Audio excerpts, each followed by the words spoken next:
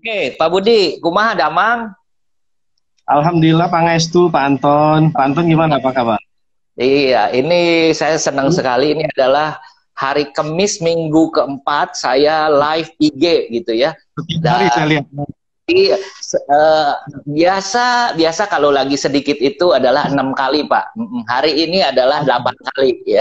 Kalau Pak Anton itu benar-benar work from home, yang lain-lain itu sleep from home. Oh, oh itu bedanya ya. Oke, siap Komandan. Iya, ini apa terminologi baru nih. Kalau Pak Anton katanya work from home, kalau yang lain sleep from home. Pak, ini menarik Pak. Cerita tentang work from home. Saya selalu Ya. mengatakan apa yang kita mau hasilnya nanti nih setelah selesai work from home, kita harus melakukan sesuatu. Apa yang Ya. saya lakukan? Saya membangkitkan semangat Bapak Ibu, saya mengumpulkan orang-orang. Nggak semua orang bisa akses ke Pak Budi minta halo-halo seperti begini kan. Nah, nanti sore saya dengan anaknya Gus Dur gitu ya. Setelah Hmm. ini kita belajar personal branding dengan si Ogut gitu ya. Dan ini sesuatu yang menurut saya berfaedah. Sekarang itu ilmu Hmm. itu adalah gratis gitu ya.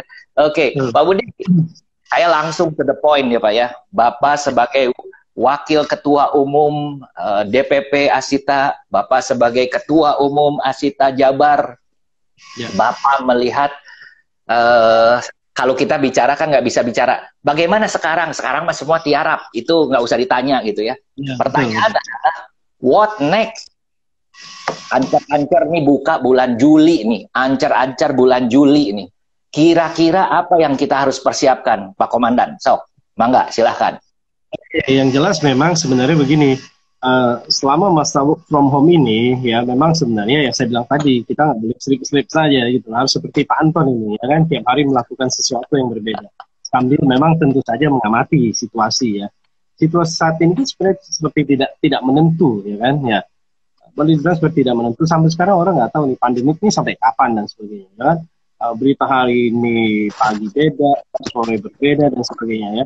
Tapi oke lah, yang penting kita selalu berdoa bahwa supaya pandemi ini segera berakhir, selesai ya. Karena Amin. kuncinya sebenarnya ya, karena pandemi selesai, bisnis pariwisata baru bisa jalan ya. Kalau Hmm. tidak susah ya. Makanya saya terus terang saya agak greget juga ini pemerintah masih maju mundur kan. Jadi apa nih kira-kira bisa kita segera memutus apa virus outbreak ini ya kan? Ini kan harus segera kita lakukan. Kan? Nah kemudian yang harus kita lakukan ke depan tentu saja yang menyiapkan apa segala sesuatunya lah ya supaya after pandemic semua harus bisa berjalan. Antum tadi bilang on pandemic memang mau bikin apa ya kan? Saya bilang saya juga prihatin sebenarnya. Banyak sekali kawan-kawan semua lini Pak Anton. Saya lihat ini manajer dari perusahaan-perusahaan besar ya sampai yang menengah kecil semuanya sekarang jualan ya. Jualannya nggak salah memang ya. Itu semangat yang luar biasa justru harus kita tiru ya. Tapi artinya kan kita melihat bahwa bisnis yang selama ini digeluti kan memang nggak jalan sama sekali. Sehingga mereka harus melakukan apa diversifikasi untuk survive dan sebagainya ya. Kita berharap ya pada saatnya nanti semuanya bisa berjalan. Jadi bisnis yang mereka tekuni saat ini nanti juga tidak bisa berjalan ya, tapi bisnis bisnis turismenya, travel agentnya atau hotel dan sebagainya itu bisa berjalan kembali. Nah, Mm-mm. ini yang harus kita lakukan. Tentu saja memang harus mencermati situasi, ya kan? Tuh. Ya, misalnya bahwa apa namanya kita tentu saja memang harus menyiapkan, katakanlah kalau travel agent ini harus menyiapkan produk-produk yang nantinya dipasarkan, ya. Tentu saja mungkin caranya sudah berbeda, paketnya juga sudah berbeda dan sebagainya. Banyak hal yang harus kita lakukan. Ya. Karena sekali lagi, Pak Anton, saya kalau bicara pandemi ini memang agak greget juga, ya kan? Kita bicara vaksin, ya. Saya pernah dengar bahwa seorang profesor bahwa dia mengatakan bahwa kunci utamanya kan vaksin. Tapi vaksin selama kalau bangsa kita ini tidak bisa memproduksi sendiri, itu juga perlu waktu yang lama. Ya, karena 260 juta, Pak Anton, masyarakat kita, ya, populasi kita. Kalau setengahnya saja, anggap aja 150 juta, 150 juta ini harus mendapatkan vaksin. 2 kali suntik vaksin itu. Ya. Katakanlah satu vaksin itu $10 aja satu vaksinnya itu. Itu berarti sekitar 300 ribu ya, 3 juta miliar dolar. Ya. itu gila, duit dari mana, ya kan? Kemudian kalau tentu dilakukan, itu takes time selama 6 kurang lebih 6 tahun, karena tidak mungkin sekaligus dilakukan. Ya. Nah, tentu saja kemudian saya melihat apa yang dikatakan oleh pemerintah harus berdamai dengan virus ini dan sebagainya, ya. Artinya mulai sudah harus membiasakan. Ya. Itu saya tidak tahu persis ya, hidup berdamai dengan virus itu seperti apa? Apakah sama seperti SARS dulu dan sebagainya, ya kan? Ini nggak tahu. Nah, tapi yang jelas memang harus keep moving, ya. Kita harus melihat situasi. Kalau ada celah, kita harus masuk. Ada celah, kita harus mulai bergerak, ya. Nah, untuk turisme sendiri tentu saja memang diperlukan situasi yang benar-benar stabil, ya. Ya baru industri ini baru benar-benar bisa berjalan, Anton. Ya. Orang sekarang saya lihat Anton jualannya ada pay now stay later mungkin, ya. Legend, saya lihat kawan-kawan juga sudah mulai menjual book now travel letter. Ada beberapa, ya. Saya nggak tahu persis juga apakah ini akan efektif atau tidak, ya. Konten hotel yang jual pay now juga apa mau orang bayar sekarang gitu. Ini sekarang kan lagi duit juga, kan semua orang kan keep cash lah. Atau orang cash is the king sekarang. Karena belum tahu situasi sampai kapan. Tapi kita harus sangat positif. Memang segala cara itu harus mulai dilakukan kan supaya ya artinya kita harus tetap survive. Betul. Nah, ini menarik nih Pak. Orang seringkali berpikir bahwa apa sih yang kita harus lakukan gitu ya. Kita berandai-andai ini Pak ya, kita berandai-andai. Saya melihat pemerintah ini luar biasa. Saya membandingkan kemarin, minggu kemarin itu minggu ini sebenarnya saya berbicara dengan teman saya di Sweden dan teman guide dari Helsinki dari Finland. Ini negara sebelahan dan negaranya adalah berpendidikan tinggi, negara maju dan happiness index itu adalah tinggi sekali gitu ya. Dan mereka dua-duanya menerapkan peraturan yang berbeda. Satu adalah ketat, satu adalah tidak ketat. Ya memang tidak ketat dalam arti kata masih harus pakai masker, tapi sekolah dibuka, kafe dibuka, bioskop ditutup, non essential ditutup, tapi lebih nggak ketat lah. Kalau satu lagi ketat, ini nggak boleh ini. Nah, yang menarik adalah bahwa dua-duanya ternyata benar, Pak. Bahwa Swedia yang menerapkan bahwa tidak ketat itu juga benar. Nah, saya melihat nih pemerintah mungkin culak-cilek, Pak. Kalau bahasa Sundanya mah culak-cilek, lihat kiri, lihat kanan gitu ya. Singapura seperti begitu, Vietnam seperti begitu, Korea seperti begitu, China seperti begitu. Indonesia mesti gimana nih? Nah, Indonesia satu kemarin ada wacana untuk membolehkan kerja umur yang 45 tahun. Kenapa? Karena ternyata ini adalah satu angkatan kerja yang luar biasa, di mana kalau mereka tidak kerja malahan gerombol kemana-mana dan ada potensi kelaparan, ada penghasilan dan lain sebagainya. Biarlah mereka kerja gitu ya. Walaupun kita dengar pabrik rokok apa-apa di Jawa Timur ada 2 orang yang kena, ya 300-an di isolasi. Nah, pertanyaan adalah kita berandai-andai Juli kita buka. Kalau kita buka,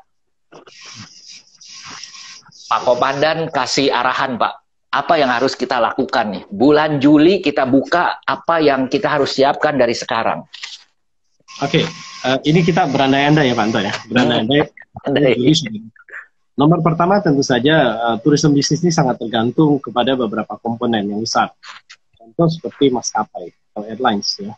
Kemudian hotel ya, itu dua itu saja ya. Memang dua bisnis ini harus buka dulu. Ketiga mungkin restoran dan sebagainya. Tanpa itu saya rasa memang tidak bisa berjalan ya. Nah, ini ada problem juga dengan maskapai ya. Saya kemarin juga sudah bicara dengan beberapa wartawan yang menghubungi saya menanyakan ini gimana sih airline sudah jual tapi travelnya nggak jualan. Kira-kira apa yang dilakukan oleh pemerintah saat ini atau oleh maskapai ini pro travel agent nggak? Pro tourism nggak? Memang jujur kita akui kemarin pembukaan maskapai ini kan masih menjadi tanda tanya. Ya, ini buat siapa sebenarnya maskapai itu dibuka? Apa betul untuk logistik ya, untuk keperluan COVID dan sebagainya ya, atau untuk mudik, atau untuk travel biasa? Ya. Di lapangan saya menemukan bahwa sekalipun ya Pak Anton, ya, sekalipun bahwa syaratnya ketat sekali. Ya. Ada yang bilang mau bikin istilahnya mau traveling domestik sekarang dia susahnya sama seperti apply visa Schengen. Susah sekali. Harus ada surat vaksin, surat dari gugus tugas ya, surat up dan sebagainya lah macam-macam ya. Jadi susah sekali. Ya lepas dari itu, tapi saya melihat memang bahwa masih banyak ya penumpang umum yang menggunakan jasa tersebut. Itu yang membuat kemudian airlines mulai beroperasi kembali. Ya. Tapi sayangnya memang travel agent belum digandeng. Ya. Kawan-kawan semua teriak. Saya belum. Pak Anton mungkin juga tahu. Pak Anton jagonya tiket juga. Ya. Sekarang susah jualan. Akhirnya larinya ke airlines. Ya. Nah, saya lihat keberpihakan itu belum ada. Nah, oke, lepas dari itulah ya. Kalau ini semuanya berjalan, ya mulai Juni, ya mulai Juli dan sebagainya. Memang yang paling cepat recovery adalah faktor domestik tentu saja. Ya. Lokal dan domestik. Dua ya. Lokal artinya ini akan memberikan keuntungan bagi kawan-kawan yang main di destinasi wisata. Ya. Contohnya misalnya, kalau saya bicara di Jawa Barat, mungkin orang setelah ini dibuka ya, mereka pasti akan tes cash dulu, pas jauh-jauh, mungkin main dulu ke travel, ke teater, ya, atau ke puncak dan sebagainya. Nah ini akan memberikan benefit bagi pengelola destinasi wisata. Ini mereka harus mulai siapkan sekarang. Ya. Jangan sampai semua sudah boleh, mereka masih, aduh ini masih belum siap, ya kan? Fasilitasnya karena terlalu lama didiamin masih berantakan dan sebagainya. Ini salah, ya. Mudah-mudahan mereka bisa segera menyiapkan diri karena lokal itu yang paling akan cepat bangkit. Kemudian domestik, ya, domestik secara keseluruhan itu juga masih menyangkut harga termasuk tiket dan sebagainya ya, karena domestik kadang-kadang ada yang memerlukan tiket pesawat atau tiket kereta dan transportasi lain. Ya. Nah, yang kita harapkan adalah bisa kawan-kawan yang katakanlah fasilitas domestik ini juga bisa segera dimenahi dengan baik. Walaupun kalau mungkin ada sedikit kendala Pak Anton, masalah harga mungkin ya, sehubungan dengan limitation of seat-nya ya.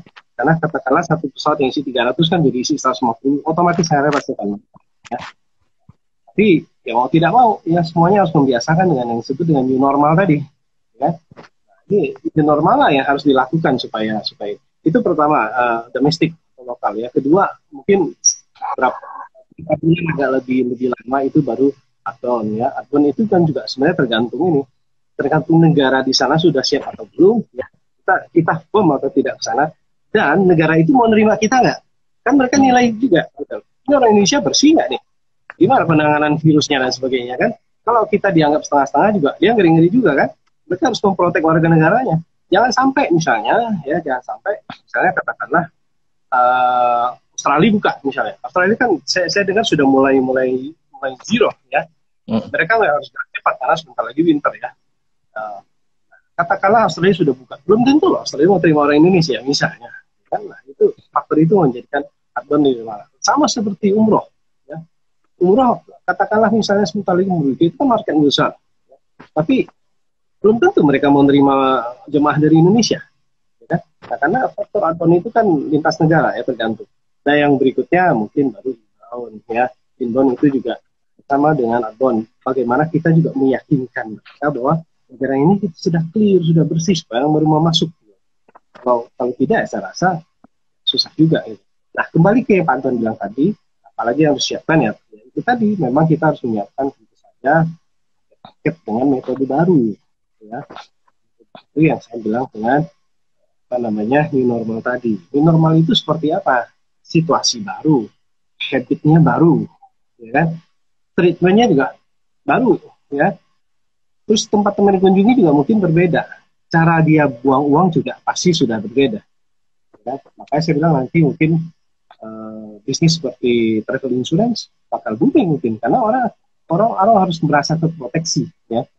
Tinggal klaim dari insurance itu mungkin masukkanlah poin-poin yang kira-kira hubungannya dengan corona dan sebagainya. Ya. Nah, ini akan menjadi bisnis yang baik. Nah, beberapa hal tadi contohnya misalnya kita harus mempelajari apa yang mau customer lakukan saat ini, yang customer mau nantinya, ya kan? Cara mereka traveling, kita mulai tahu ini travelingnya mau kemana nih? Ya, saya nggak yakin awal-awal mereka langsung mau terbang jauh-jauh atau mau pergi jauh-jauh. Ya, sebenarnya susah lah, ya apalagi banyak negara yang masih belum buka. Pertama saya bilang itu tadi, mungkin lokal, ya kan? Jadi kita harus menyiapkan yang dulu tidak mau jualan lokal, gengsi, sekarang jualan lokal, ya kan? Dulu kan gengsi ya paling dapatnya cat doang, ya kan? Kalau jual outbound ya, gocap US kan beda misalnya ya. Tapi ya ini mau tidak mau harus dilakukan ya.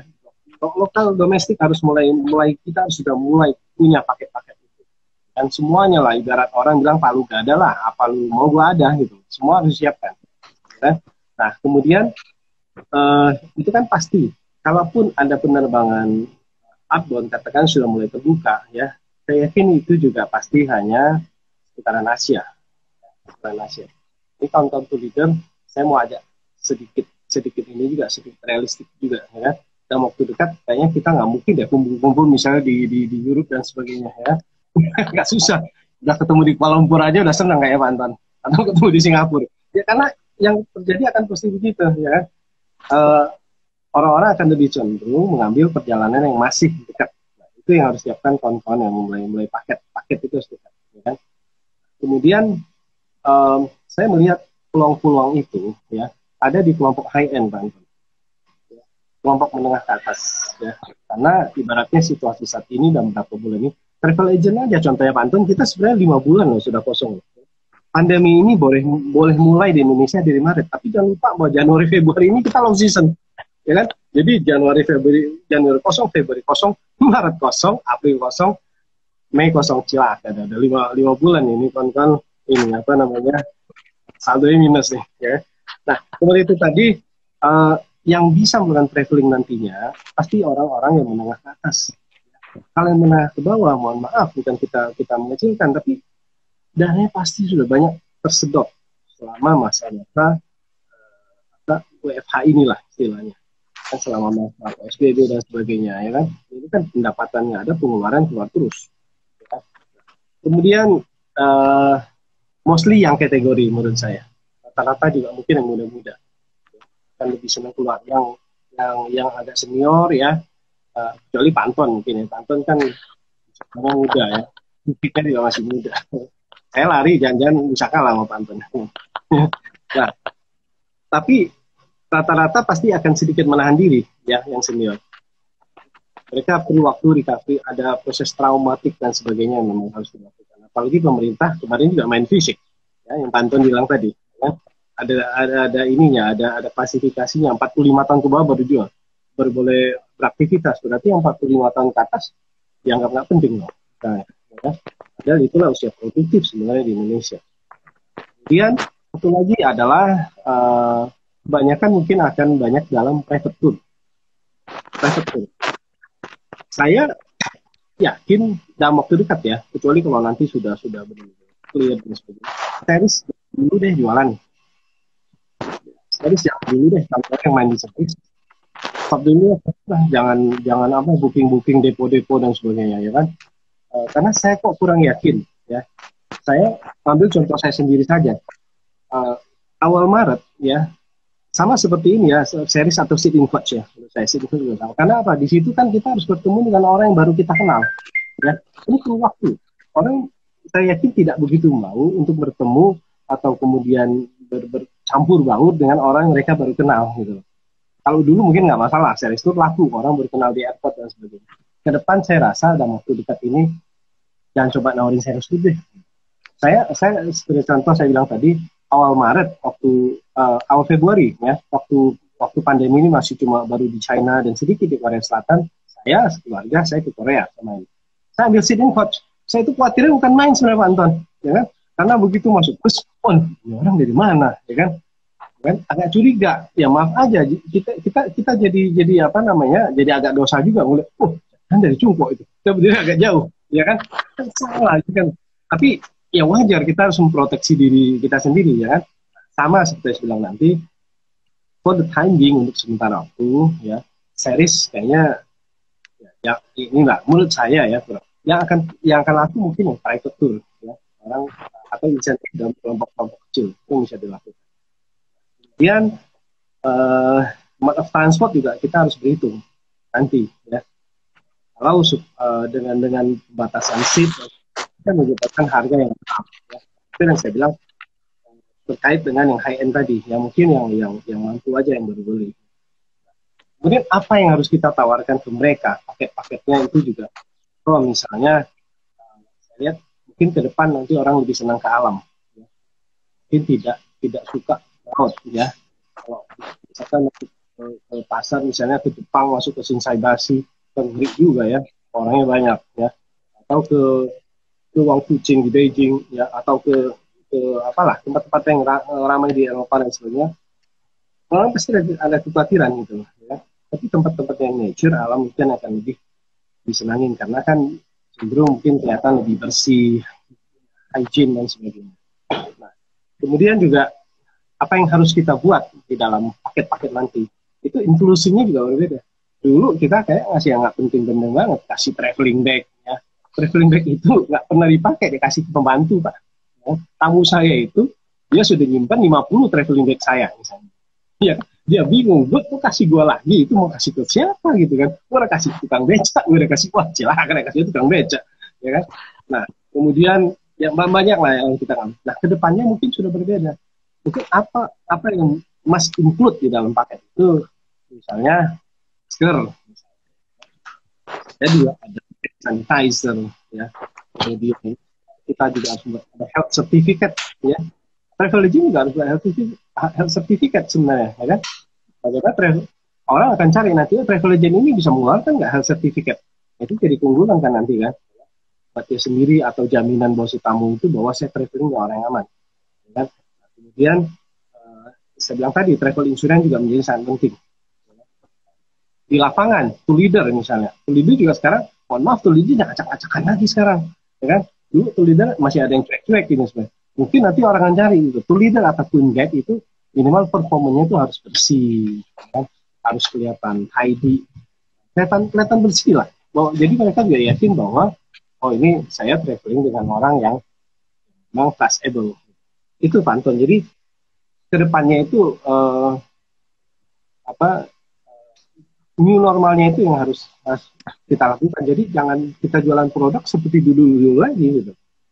Kan sudah zamannya agak sih berubah.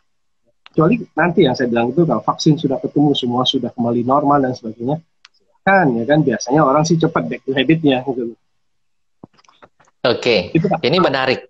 Ini menarik Pak. Ada beberapa laporan dari Ayata mengatakan bahwa tempat duduk dari 3 dikosongin 1 yang tengah, tapi itu membuat harga menjadi naik 62%. CNN melaporkan bahwa proses untuk check-in ke bandara yang tadinya adalah 2 jam menjadi 4 jam, dan itu menjadikan dikurangi yang berhubungan berpegangan, touchless. Jadi diusahakan untuk check-in itu adalah sudah online check-in, bagasi pun tinggal online sendiri, check-in sendiri dan lain sebagainya. Tadi menarik, Bapak mengusulkan untuk kalau orang yang ikut tur dikasih masker, hand sanitizer. Nah, kalau ikut dengan TX Pak dikasih baju astronot Pak. APD ya. Jadi dikasih baju astronot, APD, dikasih rapid test Pak. Jadi kita tes gitu kan ya. Nah itu. Tapi ya kembali lagi, apakah ini new normal gitu ya?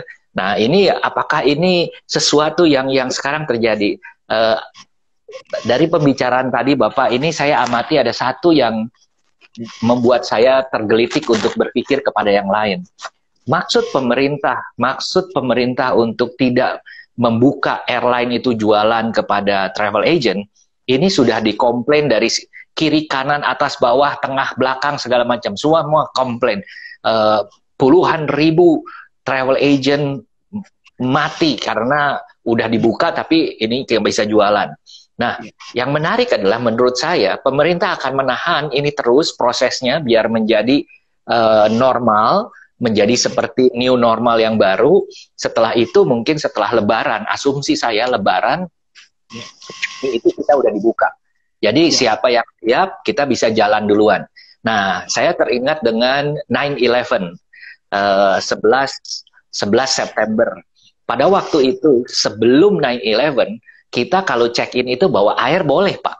Kita dicek bom segala macam nggak seketat sekarang. pada waktu ada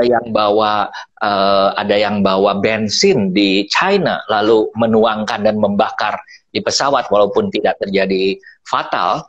Nah, sejak itu cairan itu tidak boleh gitu ya. Lalu berubah lagi sekarang tes bom dan lain sebagainya. Itu semua menjadi ketat. Dulu kan kita rasanya biasa-biasa aja, nggak kayak begini gitu ya.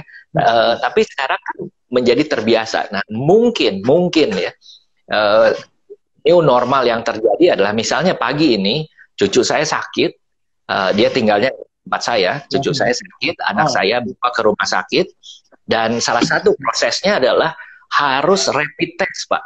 Jadi semua yang datang ke rumah sakit di rapid test dulu, bayar mahal dulu, tes rapid test hanya untuk membuktikan bahwa dia dalam keadaan sehat, baru boleh masuk ketemu dengan dokter. Nah, ini hal-hal yang seperti begini akan mulai terjadi. Tapi saya lagi membayangkan dari beberapa ngobrolan saya dengan orang airline dan orang hotel, ada beberapa yang menarik. Yang menarik pertama adalah ada rumor bahwa airline Garuda, ini rumor ya Pak ya, bukan satu pengumuman. Rumorsnya adalah bahwa Garuda akan membuka 25 seat pertama.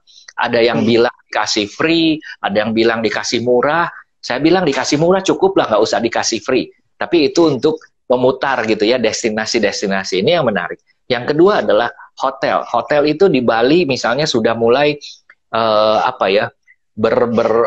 berpromosi dengan luar biasanya. Karena di sana masih ada orang asing sedikit, walaupun sedikit gitu ya.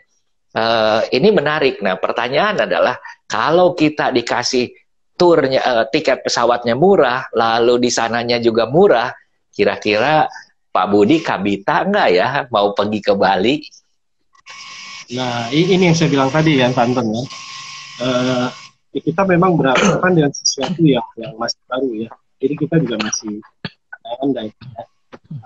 Saya melihat memang mungkin masyarakat ini ada beberapa kategori. Ya. Ada yang sangat concern sekali terhadap diri sendiri, ya kan, lingkungan dan sebagainya. Ya. Ada yang berpikir hanya bagaimana caranya saya bisa mendapatkan keuntungan dari setiap kondisi ya juga. Kemudian ada juga tipe yang cari murah deh juga. Pasti ada ya. Kalau itu memang dilempar ya, katakanlah seperti Pak Anton bilang tadi, memang pasti ada. Tapi menurut saya kok mungkin tidak banyak, Pak Anton. Karena dalam kondisi nanti yang misalnya kondisi sekarang yang masih belum terlalu pasti ya, dan mau ditawarin semurah apapun saya rasa orang masih ragu gitu.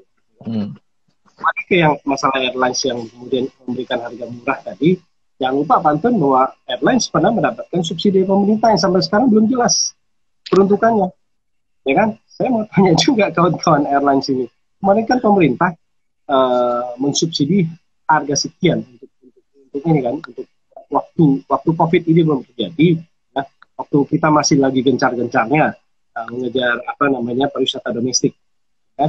Waktu harga tiket itu kemudian mahal, kemudian disubsidi menjadi murah. Tapi kan nggak ada yang murah. Nah, sampai sekarang kan belum tahu nih, ini subsidi pemerintah yang kayak maskapai itu sejauh mana tanggung jawabannya? Kan? Karena waktu itu saya paling nggak setuju. Saya bilang jangan disubsidi ke airlines atau ke supplier langsung. Mestinya sistemnya reimburse. Jadi orang traveling, dia habis traveling, dia reimburse lah kemana. Itu kan lebih fair, ya, daripada kemudian langsung diberikan kepada supplier untuk dikelola oleh supplier. Ntar kalau misalnya ada cash flow-nya kurang, masukin dulu ke situ. Ya, nah ini yang kalau sekarang saya berpikir positif, Pak. Mungkin itu yang dikeluarkan sekarang oleh maskapai, ya, memberikan beberapa tiket dalam tanda kutip 25 tiket yang free atau yang murah dan sebagainya. Ya. Karena mungkin dianggap saat ini paling tepat untuk dilepas gitu. Jadi itu jawaban saya, bahwa saya nggak begitu yakin bahwa sekarang kalaupun murah, ya, orang akan ngambil. Tapi nanti pasti ada saatnya gitu loh. Saya optimis ya, saya optimis tetap ya. Saya selalu katakan seperti awal tadi Pak Anton, kawan-kawan yang sedang berjualan lain, ya, disertifikasi produk yang lain, sekarang jual apapun ya, mulai dari kebutuhan makanan sampai dan sebagainya, itu hal yang baik. Ya. Yang saya yakinin bahwa kalau itu mereka tekuni dengan baik atau kita tekuni dengan baik, ya, pasca pandemik ini over, ya, saya berharap bahwa bisnis semuanya jalan. bisnis travelnya atau bisnis turismenya jalan kembali, apa yang dirintis pada saat juga bisa berjalan. Sehingga ya kedepannya harusnya kita harus belajar di optimis saya Anton, cuma optimis. Kapan ya tentu saja kembali ya masing-masing. Saya selalu katakan 2 poin Pak Anton. Pertama, pemerintah harus tegas. Kedua, masyarakat harus disiplin. Kalau pemerintahnya nggak tegas, repot juga gitu. Ya kan, ini akan memberi dampak buat yang lain. Apalagi masyarakatnya. Ya. Saya berapa hari ini turun ke jalan Pak Anton untuk bantu dengan teman-teman di TNI memberikan bantuan dan segala hal banyak lah ya. Saya monitor di jalan. Kebetulan saya masuk di gugus tugas juga. Luar biasa macet Pak Anton. Saya bilang ini seperti apa-apa aja di negara ini, gila rasanya. Bandung kan udah PSBB Pak. Sama aja Pak Anton. Saya kemarin foto, saya lapor ke gugus tugas. Saya bilang coba lihat nih kondisi seperti ini seperti masyarakat tidak ada apa-apa aja di negeri ini. Gitu. Di beberapa titik jalan memang sepi, tapi di titik jalan lain, penuhnya luar biasa. Apalagi mau dekat Lebaran Pak Anton. Orang lebih takut nggak punya baju Lebaran, nggak punya kedai Lebaran daripada COVID. Itu masalahnya. Ini kuncinya di masyarakat kita belum disiplin. Harusnya kita sama-sama, ya, biar cepat selesai kan. Harusnya begitu. Karena yang paling suffer ini travel agent, bisnis turisme bisnis loh. Ya. Yang lain masih bisa. Jadi kalau travel agent ini kalau tidak stabil, ya, jangan Pak. Pak, kita bicara hal yang sensitif sedikit di dunia travel ini mengenai THR nih Pak. THR, gaji gitu ya. Banyak masing-masing teman-teman travel, kalau di Jakarta outbound yang staffnya lebih daripada 100 sudah melakukan PHK. Ada yang punya 500-an sudah PHK. Saya mendengar sudah 150-an lebih yang mengambil opsi pensiun mandiri atau apa seperti kayak begitu ya. Tapi kan itu retrenchment. Mereka ya, ini yang kebanyakan adalah yang outbound ya Pak ya. Outbound, lalu juga mungkin leisure lah, kebanyakan leisure, karena perhitungannya adalah bahwa sampai Desember 2020 tahun ini kemungkinan bangkitnya tourism itu mungkin sekitar di bawah 50%. Baru tahun depan perlahan-perlahan seiring dengan vaksin dan lain sebagainya baru tingkat kepercayaan new normal bisa adjust gitu ya, kemana-mana orang di rapid test gitu ya misalnya, dan rapid test juga itu nggak murah. Itu yang membuat kebiasaan dan lain sebagainya sehingga mereka baru mungkin tahun depan mulai 50, 60, 70 mungkin 2022 baru bisa back to normal gitu ya. Nah, bagaimana Bapak melihat seperti begini? Apa yang harus kita lakukan Pak sebagai mungkin sebagai travel agent? Kita lebih baik, ada yang mengatakan, iya saya tidak mem-PHK-kan tapi saya unpaid leave gitu. Mendingan unpaid leave, mendingan PHK atau mendingan dikurangin gaji atau kumaha gitu Pak? Iya, sebenarnya strategi memang masing-masing ya sesuai dengan kondisi perusahaan lah ya. Kondisi perusahaan dengan kondisi dari masing-masing karyawannya. Ada perusahaan yang memang memiliki ikatan emosional yang kuat dengan karyawan, sehingga mereka lebih cenderung memilih untuk bertahan. Bertahan dalam arti kalau masih mampu dibayar full, misalnya gaji pokok, kita bayar. Atau mungkin dikurangi sedikit-sedikit ya. Kalau tidak ada ikatan emosional yang kuat, memang rata-rata perusahaan akan segera mem-PHK karyawan. Ya. Atau ya offering terakhir ya itu tadi unpaid leave. Unpaid leave sebenarnya kan juga bukan jaminan ya. Artinya kalau kita sudah unpaid leave kepada karyawan, ya itu tidak bisa melarang mereka untuk mencari pekerjaan lain gitu. Jadi pada saat kita perlu mereka lagi, belum tentu mereka bisa kembali dengan kita. Ya. Nah ini kan kembali kepada aset. Ya. Apakah selama ini perusahaan karyawan ini kita anggap sebagai cost atau aset. Ya. Kalau sebagai aset, ya memang perusahaan akan mencari cara ya, supaya bagaimana mereka bisa tetap mempertahankan mereka. Ya. Zaman sekarang kan memang katanya zaman mantap, Anton. Ya. Makan tabungan. Ya. Makan tabungan. Mantap. Tabnya tuh B, pakai B, makan tabungan. Ya. Nah, tapi this is what we can do. Ya, karena itulah apa, sambil survive ya memang teman-teman kita semua ini sudah mulai mencari apa namanya jalan lain dan sebagainya. Nah, terkait THR itu juga sama, memang harus dikembalikan kepada perusahaan masing-masing. Ada perusahaan yang mungkin masih sanggup membayar, ada yang bisa menyicil dan sebagainya. Kalau menurut ketentuan pemerintah memang tetap harus kita berikan. Nah, ini menjadi dilema buat perusahaan. Makanya saya berpikir bahwa saatnya sebenarnya pemerintah juga harus memberikan bantuan kepada pengusaha. Ya, pada pariwisata misalnya. Saya ambil contoh di Australia, dapat loh kawan-kawan kita yang bisnis level bisnis tourism di Australia, mereka dapat travel agent, mereka dapat kalau nggak salah dapat 10.000 ya Australian dollar. Ya, pengusahanya loh supaya mereka bisa survive gitu. Nah, untuk pribadi mereka sendiri mereka juga tetap dapat. Nah, kalau ini dilakukan kan sebenarnya tidak ada gejolak ya. Tapi pada saatnya orang juga bisa aktif. Gitu. Kami sekarang coba menginisiasi ya, mudah-mudahan itu terjadi walaupun menurut saya agak susah, tapi ya memang kita harus coba untuk supaya bisa mendapatkan pinjaman lunak dari pemerintah. Saya katakan dari pemerintah, saya nggak mau bilang dari bank, walaupun nanti turunnya pasti dari bank. Ya. Tapi bank itu kan kalau nggak disuruh pasti nggak akan mau. Kan.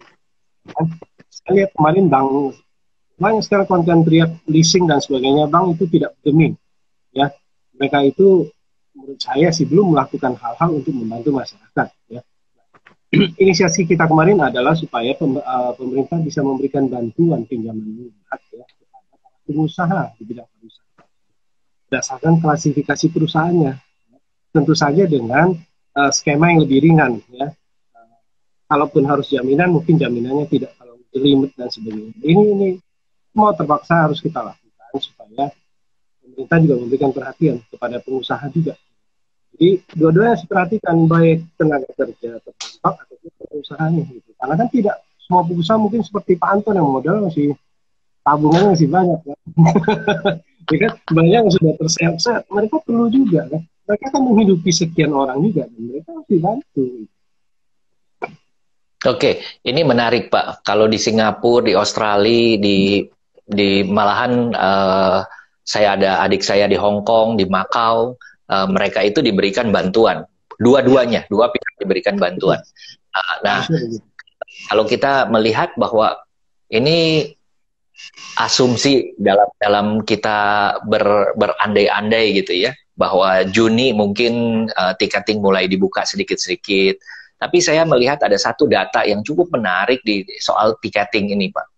Kita itu dari 100%, katakanlah 100 juta ya, angkanya mungkin sekarang itu adalah sekitar 120 juta orang domestik yang naik pesawat, dan dari sekian banyak itu adalah dikuasai oleh OTA, antara lain cuma 2 pemain aja utamanya, itu sekitar 38%, Pak.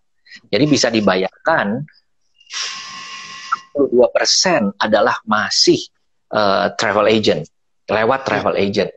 Dari 62% itu mungkin ada 10 atau 20, katakanlah 20% itu ke airline langsung misalnya. Jadi masih ada 40 lebih persen, 42% yang lewat travel agent. Tapi kita itu tidak pernah bersatu, Pak. Bapak melihat bagaimana Pak kita harus bersatu. Ada satu data yang saya melihat bahwa yang punya izin kelurahan, izin kecamatan, izin perdagangan, pokoknya dia izinnya adalah perusahaannya jual tiket gitu ya Pak ya. Dan ini ada kurang lebih sekitar 50.000 travel agent yang punya izin untuk tiket. Tapi kita melihat lagi bahwa yang bisa issue tiket di Indonesia itu jutaan, karena setiap orang bisa menjadi sub agent dan dia tidak perlu ini itu udah bisa jualan gitu ya. Saya melihat kita waktunya pada saat seperti sekarang ini kan udah mulai dari nol gitu ya Pak ya. Kita ngisi bensin lagi nih, mulai dari nol ya Pak ya. Nah, kita mungkin sudah waktunya untuk bersatu dan menyatukan semua unsur menjadi satu kekuatan baru. Karena saya melihat bahwa kita tidak punya bargaining power. Kita tidak punya satu satu alat pemersatu gitu ya. Ini sangat disayangkan. Padahal di zaman sekarang itu yang namanya database, yang namanya sistem, yang namanya pasar itu berkaitan. Orang akan datang berdasarkan sistem-sistem. Semua harus online sekarang, mau nggak mau gitu ya. Kalau nggak online, tukang sayur aja nggak bisa jualan gitu ya. Nah, ini sesuatu yang mungkin sudah waktunya dari sisi kita semua untuk bersatu dan menuju satu kekuatan bersama. Karena kalau tidak, kita tidak bisa negosiasi apa-apa. Karena terbukti bertahun-tahun kita selalu kalah. Kita selalu kalah negosiasi dengan OTA. Bagaimana Bapak melihat persatuan kesatuan travel agent seluruh Indonesia ini nih Pak? Ya memang itu menjadi satu tantangan buat kita ya. Problemnya adalah ini, kalau asosiasi bisnis itu memang masih ada egonya. Masih ada egonya masing-masing karena mereka masing-masing harus menghidupkan dapurnya sendiri. Ya. Nah, ini memang jadi satu tantangan bagaimana kedepannya itu kita bisa menciptakan satu sistem yang kemudian kita nikmatin sama-sama lepas dari segala persaingan. Nah, ini mindsetnya memang harus dirubah dulu ya. Saya berpikir daripada kita semua gontok-gontokan ya, gontok-gontokan untuk sesuatu yang porsinya ya, lebih baik kenapa nggak kita bersatu, kita bagi rata gitu. Ya, itu kan jauh-jauh lebih baik ya. Memang tidak segampang ya. Apa kita sebutkan tadi. Nah, kemudian online jelas memang sekarang sudah satu keniscayaan. Ya. Jadi situasi sekarang ya, semua kembali online. Kita bisa seperti ini, orang bisa rapat tiap hari, Zoom dan sebagainya itu semua karena online, kan ya. Itu sekarang sudah tidak terbataskan yang penting. Ya. Kedepannya ya memang mau tidak mau kan juga harus menyiapkan perangkat online yang bagus untuk mendukung usahanya. Nah, kembali ke yang masalah persatuan tadi, saya punya pemikiran sama dengan Pak Anton bahwa kita saatnya memang harus menemukan satu sikap yang sama gitu, untuk membangun satu sistem di mana kita bisa berjualan bareng-bareng. Terutama konvensional travel agent. Konvensional travel agent, kalau mau melawan OTA besar, OTA raksasa itu, 1, 2, 10 orang lawan dia satu aja, kalah. Bagaimana kita bisa bersama-sama, ya kan? Jadi satu kekuatan untuk bisa mereka. Kan masalah online kan sebenarnya bisa diatur, mungkin Pak Anton lebih jagonya. Ya. Satu engine yang sama kan bisa dibagikan untuk rame-rame, ya kan? Orang bisa pakai dengan duplikat nama dia sendiri kan bisa. Ya. Nah, itu yang harus dilakukan. Memang kecenderungan kawan-kawan ini kalau misalnya menggunakan satu nama yang lain, mereka masih tidak mau. Ya kan? Karena wah, kalau saya nggak muncul. Zaman dulu aja kita masih suka, ya, dari zaman waktu tiket masih manual kan kita suka hapus-hapus kan Pak Anto. Ya kan? Kemudian udah ganti jadi online, ya kawan-kawan yang belum IATA, itu kan masih tidak di print nama issuing agent-nya. Ya kan? Nah, seperti begitulah, pinter lah kita, ya kan? Jadi di apa namanya di online juga sama, saya yakin gitu. Bukan berarti Anda bergabung dengan satu online sistem yang kita buat, kemudian apa namanya yang muncul katakanlah ininya aplikator engine-nya kan tidak muncul juga nama-nama travel dia sendiri. Saya rasa itu memang perlu waktu, tapi saya tidak tahu apakah situasi saat ini kemudian mengubah pikiran orang akan lebih wise. Nah, kita lihat saja nanti mudah-mudahan, ya kan? Tapi saya rasa saatnya orang sudah bukan gengsi-gengsi lagi. Corona ini membuat orang sudah tidak ada gengsi, Pak. Ya, paling waras ya Pak. Ya kan? Kok gengsi apa lagi kita? Ada orang yang mengatakan begitu pandemi selesai kita sama-sama semua mulai dari nol. Saya Pak Anton bilang tadi, mau perusahaan besar, mau perusahaan sedang, perusahaan kecil, sama semuanya dari nol. Karena itulah nomor satu yang penting kreativitas. Bagaimana kita bisa compete starting dari start ini lagi, dari start line itu kita sama-sama lari. Siapa yang paling kencang nanti? Oke, ini menarik Pak. Kita memasuki 10 menit terakhir. Saya melihat bahwa apa yang dilakukan oleh Asita itu sungguh luar biasa. Mengakomodir, menyatukan individu-individu yang menurut saya ada yang jadul, ada yang konvensional, ada yang tradisional, ada yang cuma tiketing aja, ada yang cuma umroh aja, ada yang cuma inbound aja, ada segala macam. Dan begitu ngomong harus satu, ini kan ngelihatnya seperti kita orang buta megang gajah gitu kan, dari segala macam dan semua merasa betul, betul. Dan itu satu perjuangan yang luar biasa yang saya berbicara begini adalah dalam kapasitas karena Bapak sebagai waketum nih Pak. Saya salut sama Bapak gitu ya. Melakukan sesuatu yang menurut saya itu mirip-mirip Mission Impossible, Pak. Susah sekali. Kalau Bapak benar nggak dipuji, kalau Bapak salah dicaci maki, gitu kan itu udah hukumnya gitu ya. Saya nggak tahu Pak. Saya melihat kita tuh bisa nggak sih bersatu gitu ya. Kadang-kadang merasa aduh gini. Nah sekarang nih udah COVID nih. Bapak melihat ada opportunity kita mulai dari nol lagi ini sebenarnya bagaimana Pak? Karena saya melihat ini harus dimanfaatkan oleh semua organisasi untuk mulai dari nol lagi mempersatukan semua anggotanya dalam satu kesatuan dengan tujuan yang sama. Dan satu yang terakhir tadi sehubungan dengan mengenai isu tiket ya Pak ya.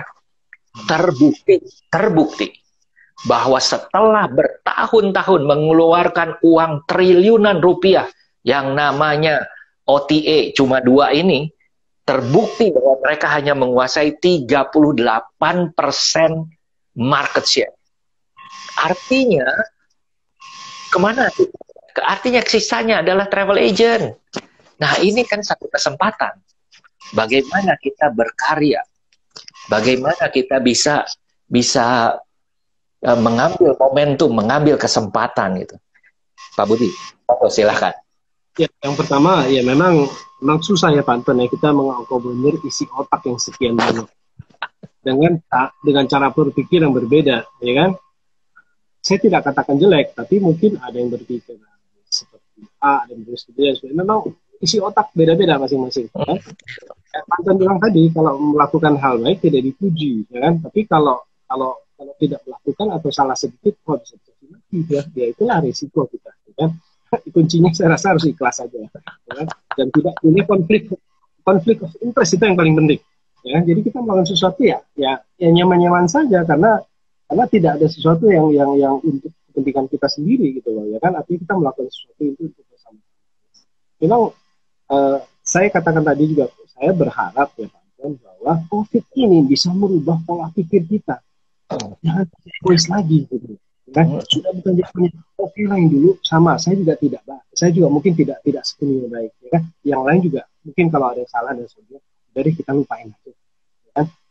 Mulai sekarang bagaimana kita berpikir bersama-sama ke depan untuk kepentingan bisnis kita gitu loh, supaya kedepannya bisa lebih baik. Nah, itulah yang saya bilang tadi, COVID itu mudah-mudahan membuat kita berubah, ya, cara pikir dan sebagainya, membuat kita lebih humble, ya, membuat kita lebih survive, membuat kita lebih smart, bisa melihat peluang dan sebagainya. Sehingga pada saatnya, ayo kita sama-sama mulai dari nol lagi. Ya. Itu kunci pentingnya Pak Anton. Saya berharap sekali bahwa Anton ini semuanya ini bisa pikir lebih positif ke depan. Kemudian terkait yang masalah tiket tadi ya memang saya sebenarnya kasihan juga dengan apa OTA yang kemarin sudah habis-habisan membakar uang, ya. Ternyata uang yang udah habis dibakar pas ketemu COVID mati dah, ya kan? Mendingan duitnya disimpan buat sekarang cash kan, jauh lebih penting. Tapi ya itulah, kita nggak pernah tahu. Pelajarannya adalah bahwa kita tidak boleh terlalu gampang membuang uang atau membakar uang gitu, karena ternyata COVID yang selama ini tidak pernah ada dalam pikiran manusia, situasi seperti itu terjadi. Ya. Kedepannya saya rasa mereka juga akan berhati-hati. Apalagi Pak Anton bilang bahwa sudah bakar sekian banyak saja baru dapat 38% gitu. Ya. Nah ini yang saya lihat ada peluang lagi buat teman-teman ya. Kawan-kawan yang punya modal besar itu pasti mereka akan lebih hati-hati lagi, tidak gampang membakar uang. Saya malah berharap mereka itu bisa nyatu dengan kita. Ayo dong sama-sama. Kalau kita maju, sebenarnya kan kalau kita pakai sistem apa yang orang bilang itu multi level ya, kan bisa saling mendorong gitu loh. Ini harus kan bisa dilakukan juga. Jadi tidak mereka mau besar sendiri, kemudian menginjak yang lain, itu kan juga tidak baik. Setelah siswa saya berharap mereka pun bisa bergabung bersama-sama gitu. Oke deh, kita lepasin lah kalau misalnya mau online semua deh. Saya punya sistem, silahkan dipakai, kita bagi hasil aja. Kenapa tidak begitu kan? Kan Pak Anton punya sistem juga, kenapa tidak kita pakai gitu loh? Kalau ini kan sama-sama menguntungkan, gitu. Kan? Saya buat Pak Anton buat ini, misalnya TX bisa maju, perusahaan saya juga maju, misalnya. Saya tetap dapat profit juga. Kesadaran itulah yang sudah mulai harus ditimbulkan, yang saya berharap bahwa dulu sebelum COVID ini tidak ada pemikiran seperti itu, ego orang masih tinggi dan sebagainya. Pasca COVID, ya mudah-mudahan kondisi mendidik kita untuk bisa menjadi lebih real. Ya, kita bisa sama-sama gitu loh. Kuncinya sama-sama. Oke. Ya, Pak Budi, hatur nuhun. Ini waktunya sudah habis. Biasa di timerin 60 menit gitu ya. Cepat sekali, nggak terasa. Nanti mungkin bulan-bulan akhir Juni sebelum kita mulai lagi, mungkin atau pada waktu kita mulai lagi, saya akan mengundang Pak Budi lagi biar kasih semangat gitu ya. Hari ini tuh luar biasa nih Pak, udah ada 42 yang ngelihat. Ini luar biasa karena mereka pengen dengar nih bagaimana Pak Wakil Ketua memberikan sabdanya gitu ya. Saya melihat Pak Budi bijak, ya, bijak dan praktis. Ini penting. Kalau kita sekarang menghadapi sesuatu yang nggak jelas, ya udah apa yang bisa dilakukan dulu gitu ya. Oke, Pak Budi, terima kasih teman-teman, terima kasih. Saya stay healthy ya. Yes. Ya, thank you Pak. Oke.